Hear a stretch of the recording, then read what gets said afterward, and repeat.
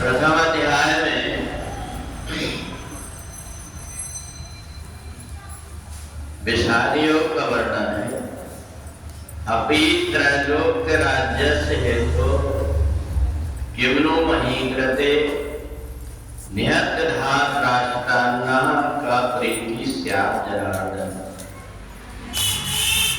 भगवान ने गीता का जो श्लोक प्रारंभ किया है धर्म से किया, और इसी श्लोक में सबसे आखिरी में जय है, संजय।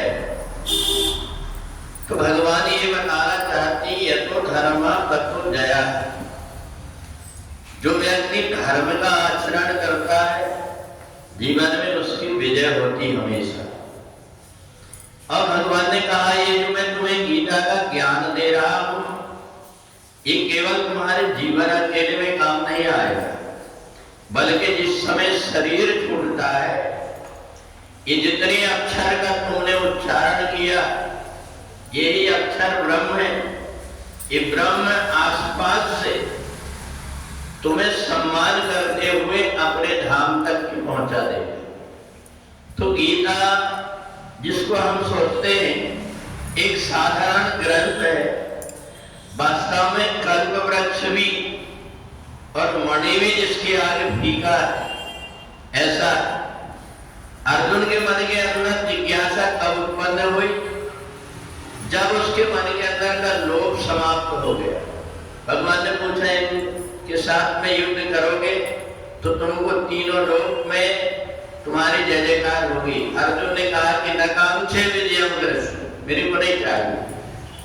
भगवान ने कहा कि यदि तुम युद्ध करोगे तो तुम्हें राज्य प्राप्त हो जाएगा। अर्जुन ने मना कर दिया।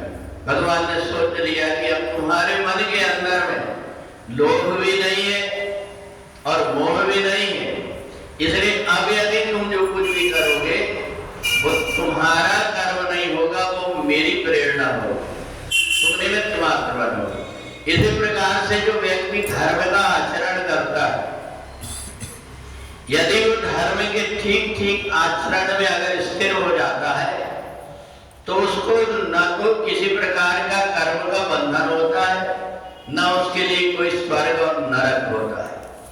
वो तो सीधा परमात्मा का दूत बन करके यहाँ रहता है और शरीर छोड़ करके अपने धाम में वो परमात्मा का कार्य करके अपने धाम में भी चले जाता है।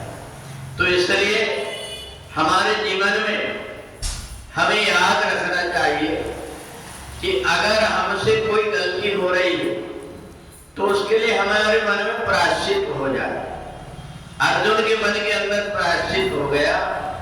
अर्जुन पहले सोच रहा था कि मैं बहुत शूरवीर हूं, परंतु जब उसको एक ज्ञान हो गया कि मेरे अंदर जो शक्ति है वो किसकी है, मेरे को जो प्रेरणा दे रहा है वो कौन है, जब उसको ज्ञान हो गया तो अर्जुन ने कहा अब मैं आपसे ज्ञान की बात नहीं करूंगा, अब तो मैं निवेदन करूंगा कि मेरे लिए जो भी आप उचित समझते वो बताइए।